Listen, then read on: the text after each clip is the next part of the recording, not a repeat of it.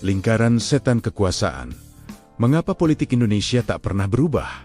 Halo semuanya, selamat datang kembali di Suara Batak Tapanuli. Mari kita bayangkan sejenak sebuah negara dengan mimpi-mimpi besar, merdeka, demokratis, dan sejahtera untuk seluruh rakyatnya.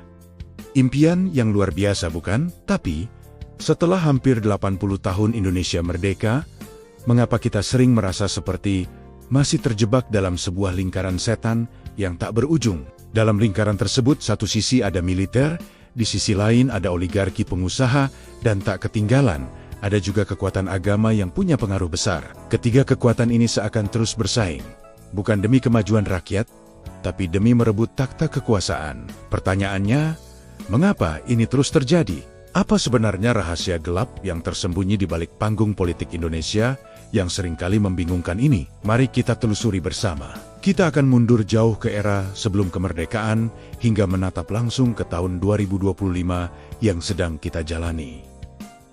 Mari kita mulai investigasi ini. Semua bermula jauh di era kolonial, Belanda maupun Jepang, dengan cerdiknya memupuk apa yang mereka sebut sebagai elit lokal. Tujuannya jelas, untuk mengendalikan rakyat jelata. Tanah, pajak, dan berbagai kekayaan alam Indonesia dikuras habis, disedot untuk kepentingan asing semata. Mereka menanamkan bibit kekuatan lokal yang loyal, menciptakan struktur kepemimpinan yang bisa mereka kontrol dari jauh. Ketika Indonesia akhirnya memproklamasikan kemerdekaan di tahun 1945, mimpi tentang sebuah demokrasi yang sejati mulai merekah, terasa begitu nyata di pelupuk mata. Namun, belum sempat mimpi itu sepenuhnya tumbuh, konflik demi konflik langsung pecah di sana-sini. Di tengah kekacauan itu, muncullah militer. Mereka lahir dari kancah perjuangan melawan penjajah, dan dengan cepat menjadi penutup celah disintegrasi bangsa. Mereka adalah tulang punggung yang menyatukan kembali serpihan-serpihan Indonesia. Tapi, jangan salah, di balik tugas mulia itu, mereka juga mulai merasakan manisnya kekuasaan, dan pada akhirnya haus akan kekuasaan. Di sisi lain spektrum, Nahdlatul Ulama, sebuah organisasi keagamaan yang sangat besar, dengan jutaan pengikut setia yang tersebar di pelosok pedesaan, menawarkan sebuah legitimasi moral yang kuat. Kehadiran mereka memberi keseimbangan, sebuah suara spiritual di tengah hiruk pikuk politik. Para pengusaha, mereka tidak mau ketinggalan. Perlahan tapi pasti, para pengusaha ini mulai muncul, membangun jejaring, dan secara perlahan, pasti mengendalikan roda ekonomi di balik bayang-bayang kekuasaan. Mereka melihat peluang, dan mereka mengambilnya. Kemudian datanglah era Orde Lama. Presiden Soekarno mencoba sebuah eksperimen besar, menyatukan tiga kekuatan ideologi besar yang berbeda, yaitu nasionalisme, agama, dan komunisme, dalam sebuah konsep yang dikenal sebagai Nasakom. Sebuah upaya yang ambisius, namun sayangnya, hal ini justru memicu chaos, ketidakstabilan, dan ketegangan yang terus memuncak. Klimaksnya, kudeta berdarah di tahun 1965 yang akhirnya membawa militer ke puncak kekuasaan di bawah kepemimpinan Soeharto. Lahirlah Orde Baru, sebuah era yang akan membentuk wajah Indonesia selama puluhan tahun. Di bawah Soeharto, militer berkuasa penuh. Mereka adalah penentu segalanya. Para pengusaha kroni yang dekat dengan kekuasaan menjadi kaya raya, menguasai berbagai sektor ekonomi. Sementara itu, agama dikontrol ketat, dimanfaatkan sebagai alat untuk menjaga stabilitas dan ketertiban. Sebuah tatanan yang keras, namun konon mampu membawa pembangunan. Reformasi 1998 datang bak badai, menjanjikan perubahan yang radikal, sebuah pembebasan dari belenggu Orde Baru. Saat itu, rakyat berharap perubahan sejati yang akan membebaskan bangsa ini dari lingkaran kekuasaan yang itu-itu saja. Tapi, benarkah janji itu terpenuhi? Militer memang mundur dari panggung politik formal, namun bayang-bayang pengaruh mereka tetap terasa, tersembunyi di balik layar, mengawasi setiap gerak-gerik. Oligarki pengusaha yang dulu bersembunyi di balik Soeharto, kini bermetamorfosis. Mereka tidak lagi hanya di belakang layar, tapi justru menguasai partai-partai politik, mendanai kampanye, dan menentukan arah kebijakan. Bagaimana? Dengan NU, mereka terus berperan sebagai penyeimbang moral, namun tak jarang terjebak dalam pragmatisme politik, mengambil posisi yang menguntungkan mereka di tengah kompetisi meraih kekuasaan.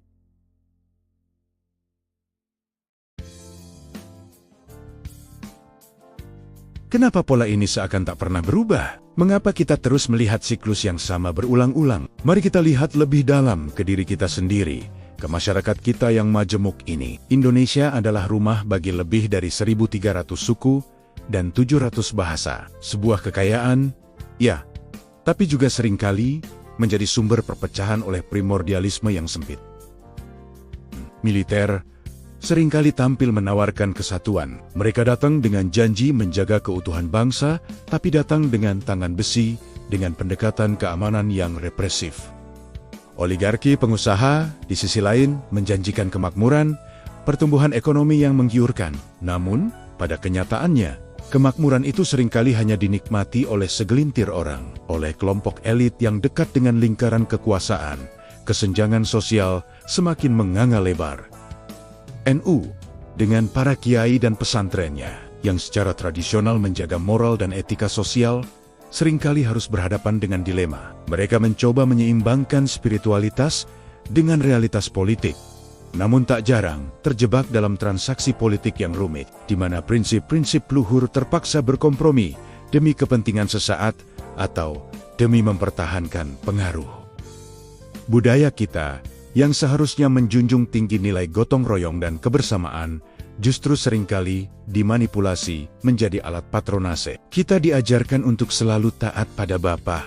Apakah itu Bapak Presiden, Bapak Jenderal, atau Bapak Ulama. Kita terlalu mudah menaruh kepercayaan buta pada figur otoritas, alih-alih pada prinsip-prinsip demokrasi sejati.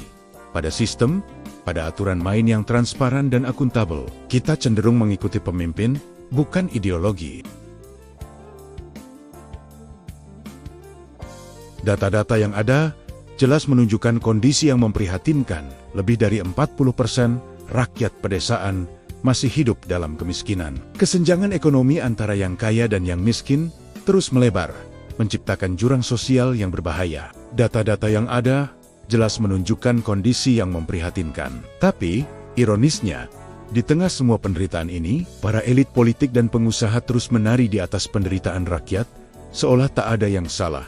Apa yang kita saksikan saat ini adalah sebuah oligarki yang bersembunyi di balik pesta demokrasi. Sebuah sistem di mana kekuasaan dan kekayaan hanya berputar di antara segelintir orang, dibungkus rapi dengan legitimasi hasil pemilu.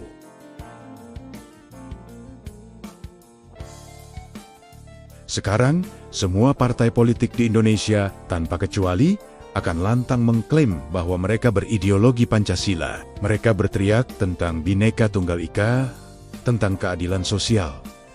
Tapi apa sebenarnya arti semua itu? Apakah Pancasila benar menjadi panduan, atau hanya sekadar topeng retoris belaka? Partai PDI, dengan gagah berani, menawarkan nasionalisme, Golkar dan Gerindra, secara terbuka pro-bisnis, dan punya hubungan kuat dengan militer. Sementara itu, PKB dan PAN berlomba untuk berebut suara umat agama. Namun, jika kita kupas lebih dalam, esensinya seringkali tetap sama. Yang mereka kejar adalah kekuasaan, bukan kesejahteraan rakyat yang sejati. Semangat gotong royong dan kemajuan rakyat kerap menjadi slogan kosong. Lihat saja, koalisi besar yang terbentuk di era pemerintahan Prabowo Gibran saat ini. Hampir 80% kursi di DPR bersatu dalam satu barisan. Ini bukan karena mereka punya visi yang sama untuk rakyat, tapi lebih karena stabilitas elit. Undang-Undang Cipta Kerja, proyek ambisius, Ibu Kota Nusantara, dan berbagai kebijakan lainnya seringkali justru lebih pro-oligarki, lebih menguntungkan segelintir pengusaha besar dan kelompok elit. Ideologi Pancasila itu hanyalah topeng untuk menutupi kepentingan pragmatis. Politik mereka sangat transaksional, dan sayangnya, rakyat seringkali hanya menjadi penonton, hanya menjadi angka dalam survei, atau menjadi alat suara saat pemilu tiba. Tapi ingatlah, Indonesia ini bukan hanya milik militer, bukan hanya milik oligarki pengusaha, dan bukan pula hanya milik segelintir elit agama. Indonesia ini adalah milik kita semua, milik rakyat Indonesia. Kita terjebak dalam lingkaran setan ini bukan karena takdir, tapi karena mungkin kita membiarkannya terjadi, karena kita terlalu pasif. Namun, jangan pernah kehilangan harapan. Harapan itu selalu ada. Bahkan di tengah kegelapan sekalipun, kita bisa mengubahnya dengan pendidikan politik yang lebih baik, dengan mendesak transparansi total informasi dari semua partai politik, dan dengan suara rakyat yang semakin kritis, bersatu, dan tak mudah dibeli, kita dapat memutus rantai lingkaran setan ini. Jangan hanya menjadi penonton pasif, jadilah aktor perubahan, jadilah bagian dari solusi. Indonesia butuh kita, butuh suara, butuh aksi nyata dari setiap individu yang peduli. Mari kita bergerak. Mari kita ubah bangsa ini menjadi lebih baik.